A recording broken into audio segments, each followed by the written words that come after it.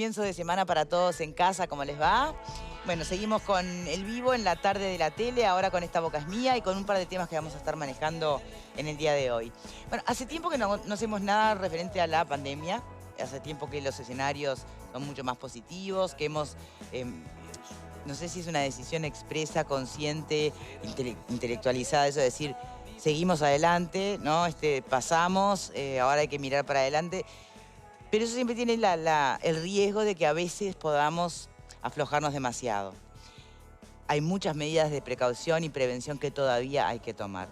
Si será así, que por estas horas y por estos días, quienes están presentando desafíos son, por ejemplo, los más chicos. Hay algunas escuelas que tienen, incluso hasta están cerradas porque hubo algunos casos puntuales de COVID. No estamos hablando de brotes puntuales, pero bueno, hay que estar atentos, hay que estar alertas. Esto es lo que pedían desde la ANEP. Mirá.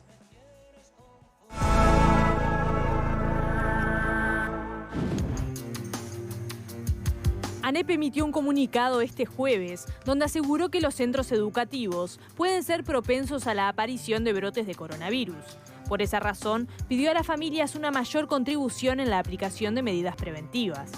Estamos ante situaciones nuevas y por eso el comunicado de ayer, sugerido por nuestros servicios médicos en coordinación con el Ministerio de Salud Pública.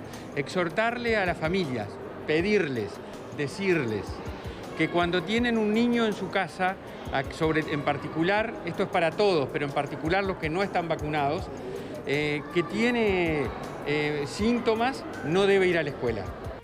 El organismo también exhortó a no mandar a la escuela a aquellos niños que están esperando el resultado de un hisopado. Pero además recomendó que no asistan a clase los hermanos, primos o cualquier otro niño que haya tenido contacto con el caso sospechoso. El presidente del CODICEN explicó cuál es la situación a nivel de la enseñanza pública. Nosotros tenemos 3 escuelas afectadas, esa es la información que tenemos. Tenemos 2 en particular cerradas, que están trabajando desde la virtualidad, y tenemos una cantidad de casos en el interior, pero no es mayor que la que hemos tenido.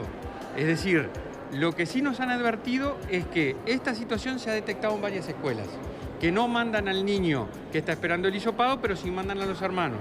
Entonces, por eso nuestro comunicado, para seguir cuidándonos entre todos.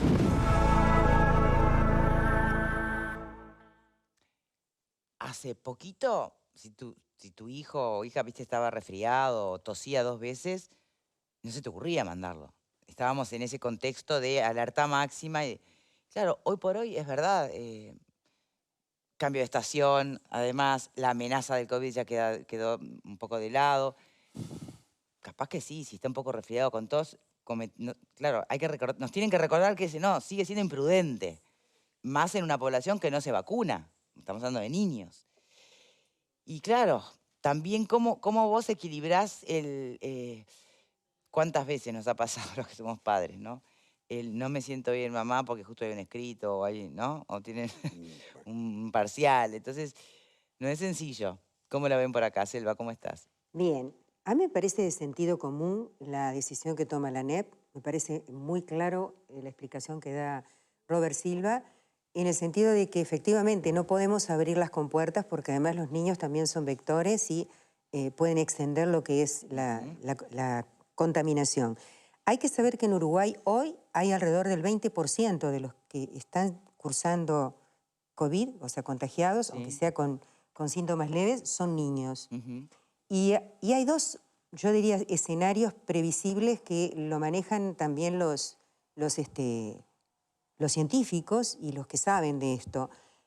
A pesar de que esto no es una urgencia, porque como dijo Robert Silva, los casos no son alarmantes en cuanto a número, sí tiene que estar sobre la mesa el tema de vacunación sí o no a los niños. Bueno, está. Y ese es un tema, claro, y ese es un tema que, como todavía la FDA no se expidió de que la vacuna a los niños sea una opción, porque todavía no hay una autorización, hay países igual que ya están vacunando a menores de 10 años, hay como 2 tendencias. Una que dice, bueno, vacunemos con Pfizer, que es la que tiene mayor eficacia desde el punto de vista de no contagiar, pero al mismo tiempo tiene alguna contraindicación, sobre todo sobre el síndrome sistémico multiinflamatorio, que podría ser un problema, es un síndrome que aparece a las 2 o 6 semanas de haber tenido COVID una persona y que genera una falla sistémica inflamatoria bastante severa. Y en algunos casos en adolescentes que ha habido, pero muy pocos, de miocarditis o pericarditis. Sí. Y entonces eso es sería como un límite.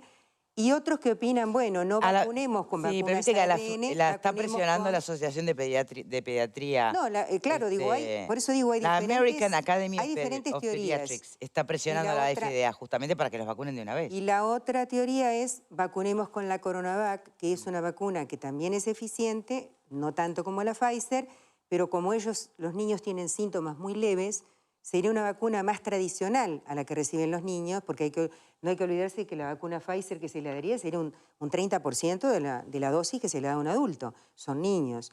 Entonces, yo creo que esa previsión un poco más conservadora, pero también que sugiere también una prevención de los niños, pero al mismo tiempo evadir el problema de la contaminación, es otro escenario posible. Habrá que ver qué es lo que los científicos deciden. Vos que tenés, vos tenés hijos en edad escolar todavía, ¿no? 2, ahí está.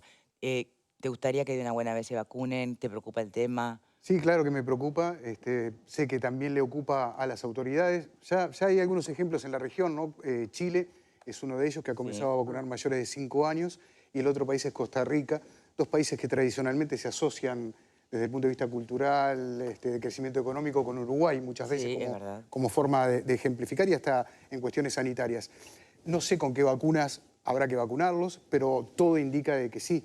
El tema es en qué plazos. Escuchaba al doctor Galeana, que dirige el Hospital Pediátrico de Niños Pereira Rosell, y él decía, bueno, no estamos en una situación en la que haya que vacunar con urgencia. Ahora, claro, estamos finalizando octubre prácticamente, es decir que de clase para empezar el año lectivo que viene. Claro, el año lectivo está ahí a la vuelta de la esquina, y si hay que comenzar con una campaña de vacunación, seguramente esta empiece a fin de año, estimo yo, de manera tal de que se pueda vacunar los niños aún estando cursando el año lectivo. Es una situación preocupante porque en una situación de endemia, como se lo ha calificado, hace un paso inferior a la epidemia en el país, hay que tener en cuenta que por ahí se está colando una serie de casos. Por suerte, las muertes han descendido notoriamente, como los casos en el CTI, pero seguimos teniendo un nivel bastante alto todavía de casos a diario que están por debajo de los 200. Recordemos que el GACH siempre mencionaba que por debajo de los 200 casos se podía controlar la epidemia, sobre todo teniendo en cuenta la trazabilidad de la misma. Pero bueno, esos 170, 180, 190, 150, 160 casos que todos los días tenemos, algunos obviamente obedecen y tienen que ver con menores de 12 años. La población de 12 en adelante está vacunada ya en la mayoría con segunda y tercera dosis. Hay que ver la posibilidad de comenzar con un proceso de vacunación siempre y cuando obviamente las autoridades así lo aconsejen. Hay un problema que creo que se va a plantear, me parece que va a ser diferente a la vacunación inclusive de adolescentes, y es ver si los padres, todos los padres, estamos dispuestos a vacunar a nuestros hijos, ¿no? Y así otra vez seguramente volveremos a hablar de lo mismo. Pero no te olvides que nosotros igual contamos con una gran ventaja o una ventaja si se quiere, que nosotros tenemos ya los resultados de otros países que han empezado con la campaña de vacunación en menores de 12 años. Y los resultados hasta el momento han sido más que beneficiosos. Entonces, se podrá tener algún reparo, lógicamente, pero estamos hablando de que en la educación pública, si mal recuerdo, asisten unos 700.000 niños en Uruguay. No tengo el número exacto de educación privada, creo que es un 50% aproximadamente, pero no lo tengo exacto. Si vamos a empezar con la vacunación, tenemos que hacerlo cuanto antes. No hay que olvidarse que el país, como bien... ¿Vos tenés en edad escolar también? Sí, 3. Pero no hay que olvidarse que el país, como bien uruguayos que somos, desde el 15 de diciembre, 20 de diciembre, hasta el 15, 20 de enero el país se paraliza, ¿no? Eso es una realidad. Le pese a quien le pese. No porque no estén abiertos los centros de vacunación, sino porque nosotros mismos, no vamos a asistir. Y hay que tener en cuenta que las clases van a empezar el 1 de marzo. Entonces, la campaña de vacunación, en caso de que esto se apruebe, tiene que ser rápida y efectiva. Me refiero a eso sobre todo porque con la tercera dosis inclusive el gobierno esperaba que la vacunación sea bastante más rápida y en realidad no fue así de esa forma. Como que nos hemos dejado estar un poco también. No, mirá que hay gente que está esperando. Hay gente que está esperando, pero digo, Yo, por ejemplo, está bien, pero la gran mayoría no, o sea, se lo toma un poco más las autoridades light también plantear el que hubieran asunto. deseado más cohesión Claro. en esto de la tercera dosis y que por alguna razón vieron que no estaba teniendo... Por la eso mismo, es lo que decías vos al Se principio está dando hoy en todo también. el mundo esto también, ¿eh? Claro, pero es lo que hablamos al principio, lo Lo de decía la tercera Victoria. dosis. Hemos bajado un poco la guardia. Nos Y hemos porque dejado estamos estar. mejor, Estamos entonces es mejor, tan los típico casos han bajado nuestro. sustancialmente, la gran mayoría de la población ya está inmunizada. Entonces, hemos bajado la guardia. Esto que estaba diciendo ahora justamente, que estamos escuchando en el tape, esas recomendaciones ya algunos colegios privados la toman y la han hecho obligatoria. Robert Silva. Lo que decía Robert Silva en cuanto a que si los hermanos de algún niño que tiene COVID y demás no les permiten ingresar, algunos colegios privados ya lo están haciendo. No sé si así es en la escuela pública, que es algo de orden, ¿no? Hay que entenderlo. O si tiene algún síntoma, decía Victoria. Es algo de orden, digo, está bien. Lo que pasa es que, claro, cuando a veces, en este caso en particular, vos no te dicen exactamente lo que tenés que hacer, muchas familias dicen, no, si el ministerio no lo dice... Bueno, y por eso la ahí siguiente tenemos el pregunta tema. es si debiera hablar la autoridad, el Ministerio de Salud Pública, ¿no? Porque está bien las sugerencias de Robert Silva, Pero está en ANEP. coordinación, dijo Sí, él. pero una cosa es decir en coordinación con la autoridad de salud, que todos lo escuchamos, y otra cosa que saca el ministro. Claro, recomendamos a que... me parece- recordarnos alguna sugerencia de sentido común. No sugerir, sino Entonces decir le de pronto, pregunto. ¿no? No sugerir, sino un poco más firme. La responsabilidad de salud pública del país es del Ministerio de Salud Pública. O sea, que haya acá una actividad coordinada con el Ministerio de Educación y Cultura, con la ANEP, me parece fantástico, pero la responsabilidad del Ministerio de Salud Pública. Y yo creo que lo que está pasando es que de alguna forma están orejeando el partido con los famosos 200 casos que recién hablábamos, y pensando sobre todo, manejando el reloj también, porque las clases terminan en un mes y medio. Entonces manejan el reloj, orejean el partido, ven cómo van las cosas y todavía no han tomado una decisión que yo creo que la van a tener que tomar, porque van a haber factores estresores en breve, estresores del sistema, que nos van a poner a prueba a todos. O sea, ¿cuáles son las certezas que tenemos hoy? Y la certeza que tenemos es que los gurises se contagian tanto como los grandes. La otra certeza... Pero desarrollan menos cuadros graves. Pero la otra certeza es que desarrollan menos cuadros graves, aunque hay que lamentar 3 muertos menores de 15 años en el Uruguay. Ya sabemos que a nivel mundial hay algunas experiencias que son bastante positivas, por lo menos la de Chile es una experiencia positiva. Y la otra cosa que sabemos es que vacunar a los menores también, si lo miramos con ojos egoístas, es menos costoso que vacunar a los mayores. Porque en general, sea, como dice Selva, que le den la CoronaVac o le den la Pfizer, le van a dar 1/3 de la dosis. Solo 1/3 se le da a los menores. Entonces, me parece que el gobierno está especulando con los tiempos.